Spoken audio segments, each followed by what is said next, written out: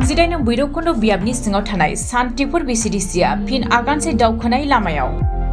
बिटिसिनि खुंथाय गोहोआव थानाय इउपिपिएल दोलोनि प्रमद बर' दैदेननाय सरकारा सानफा एफा हालामाव बायदि रोखोमनि जौगालु बिथांखि बेखेवना होनानै रायजो राजाफोरनि जौगाथायनि खामानि मावबाय थानायखौ नुनो मोनबोबाय थाबोदों। बेबायदिनो दिनै फिन उदालगुरि जिल्ला 38 नं भैरबकुंड बियाबनि सिङाव थानाय सान्तिपुर बिसिडिसिआव रायजो राजाफोरनि खाबु आरो जौगाथायनि थाखाय 10 लाख रांजों गोदानै Bineshwar Brahma memorial Bodoland knowledge centre लुफुंनो थाखाय बनगुरुम अरगें गेवलां गेलेग्रा फोथारनि खाथियाव गोदानै अन्थाइ खाम्फा गायसननाय जायो। भैरबकुंड ब्लक बियाबनि आफादगिरि मनुज खाख्लारिया हाबाफारियाव बाहागो लानानै हाबाफारिखौ मावफुंना होनायखौ नुनो मोननाय जायो। लोगोसे इउपिपिएल राजखान्थि हान्जानि दैदेनगिरि गफि सेट्रि, सपनगाव प्राइमारिनि आफादगिरि प्रमद दैमारि, सान्तिपुर बिसिडिसिनि मासिगिरि एन्टनी मोसाहारि, आफादगिरि प्रलिप बाग्लारि मोनहा बाहागो लायो।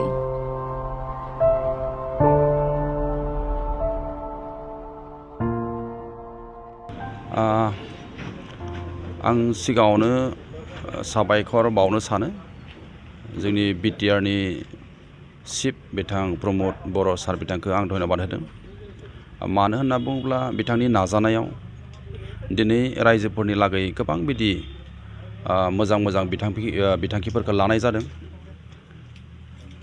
बिनि गेजेराव दिनैहाय आं सान्तिपुर बिसिडिसिआव फैनानै जे मोनसे बिनेश्वर ब्रह्म नलेज सेन्टार बेखौ आं जे इन'ग्रेसन खालामनो मोन्दों, अन्थाइ खाम्फा गायसननो मोन्दों, बेनि थाखाय आं गावखौनो धन्यबाद होनदों, साबायखर बावदों गावखौनो गाव जे भाग्य होननानै आं सानदों।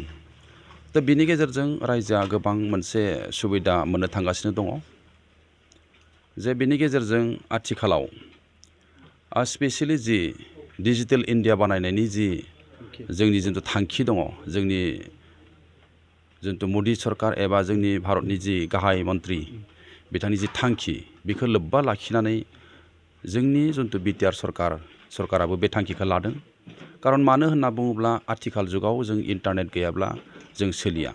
जों जेरावबो माने इन्टारनेटनि जुगिदि जों सोलिनो हायो। जों न'आव जिरायनानै जों दाबसे जायगायाव जिरायनानै जों गासैबो खामानिखौ जों मावनो जों हायो। थ' बे सुबिदाखौ जोङो रायजो राजानो फोरोंनायनि मोनसे सम फैबाय। रायजो राजायाबो सोलोंनांगौनि मोनसे सम फैबाय। स' बिखौ लोब्बा लाखिनानै बिखौ नोजोर लाखिनानै जोंनि बिटिआर गभर्नमेन्टआबो दिनै मोनसे बिसिडिसिआवहाय बिदि नलेज सेन्टार गायसननायनि जे थांखि लाबाय। दा बिनि गेजेरजों जोंनि रायजोआ जोबोद माने बिदि मुलाम्फा जागोन होननानै जों फोथायनाय दङ। आरो मानो होनना बुङोब्ला जिथु नलेज सेन्टार जागोन, बे नलेज सेन्टारखौ जोंनि बिसिडिसिआव जिहेतु बावैसो समनि गेजेराव सासे बिदि सेक्रेटारि थिसनजानाय जासिगोन। बे सेक्रेटारिफोरानो बे माने नलेज सेन्टारखौ सालायगोन। लोगोसे थें फाख्रि होननाय जिथु जोंनि बर'नि जि सासे बिर आइजो दंमोन, बिनि मुङावहाय जे थें फाख्रि होननाय सासे बेबायदि मोनसे बिसिडिसिआव बेबायदि सरकारनिफ्राय मोनसे थिसनजानाय जासिगोन खामानि मावनो थाखाय, रायजोनि खामानि मावनो थाखाय। बिथांमोनाबो बे नलेज सेन्टारावहाय खामानि मावगोन। मानो होनना बुङोब्ला थें फाख्रिनि खामानिया जाबाय गथै माने मोनसे बिसिडिसिआव न'खर बेरायनानै जोंनो माने इन्टारनेटनि जिथु नलेज, बे नलेजखौ होनायनि बिथांमोननि माने मावनो गोनां खामानिया। सासे थें फाख्रिखौ माने थिसननायनि गेजेरजों बिथांमोननि दान बेथन 15,000 होनाय जागोन होननानै फोसावनाय जादों। लोगोसे बिथांमोननो मबाइल गंसे होनाय जागोन, लोगोसे साइकेल होनाय जागोन। बिथांमोना गथै बिसिडिसिआव थांनानै जोंनि गोग्लैसोना थानाय जोंनि आइजोफोर जिफोरा माने इन्टारनेटनि बिदि गियानफोर गैया, बिथांमोननो फोरोंनायनि बेबस्था खालामगोन।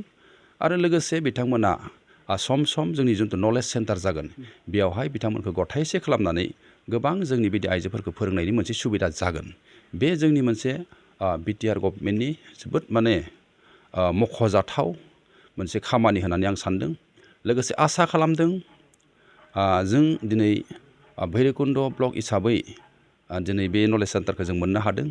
लोगोसे आसा खालामदों जोंनि भैरबकुंड ब्लकनि सिङाव जाहा 12 प्राइमारि एबा बिसिडिसि दङ, बे गासैयावबो जेब्ला जागोन जोंनि रायजोफ्रा जथेस्थ' बिदि सुबिदा जागोन होननानै जोङो मोनसे फोथायनाय दङ।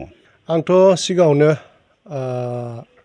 नोंथांमोननि चेनेल बड'सानिसिम रोजा साबायखर थाबाय। आरो आङो जिथु बिटिआर सरकार प्रमद बर' सारखौ आरो आंनि गोसो गोरबो आरो नैबे सान्तिपुर VCDCनिफ्राय रोजा रोजा साबायखर हरदों बिथांखौ। मानोना जों दिनै ओरैबायदि फिल खालामदों मानसिया थांनानै थानायाव नलेजनि थाखाय बहुद गोनांथि। बे हिसाबै दिनै जों आंनि VCDCआव सान्तिपुर VCDCआव नलेज सेन्टार मोनसे हरबाय। दा थांनानै थानोब्लाथ' उन्दैनिफ्रायनो बहुद गियान नांगौ जाहैबाय, फरायनायजों लोगोसे मावनायजों लोगोसे ना गोबां रोखोमनि दामनाय देनाय हारिमु बिथिङाव आरो गेदेमा मानसिफोरनि जिउ खौरांफोर जों बिदि सोलोंनो हागोन। स' बे जोबोद मोजां जादों। आं VCDCनिफ्राय बिटिआर गभर्नमेन्टनि चिफ प्रमद बर' सारखौ रोजा रोजा साबायखर हरदों आरो लोगोसे जोंहा लेङाइ गाहाय मावफुं सोद्रोमा डिपुटि चिफ गबिन्द चन्द्र बसुमतारी सारखौबो रोजा रोजा साबायखर होदों नैबे नलेज सेन्टारखौ आंनि VCDCआव हरनायखाय। आसा खालामो उननि फारियाव बेबायदिनो जोङो बे सेन्टाराव जोंनि गथ' गथाय रायजो राजा गासैखौबो जोङो जिथु गियाननि सोलोंथाइखौ जों मोनो आरो जोंनि जिउ खुंनायावहाय जोङो एसेब्लाबो राहा मोनो आरो साखाफारा जालांनो हाबाय थायो जिउ खुंनायाव।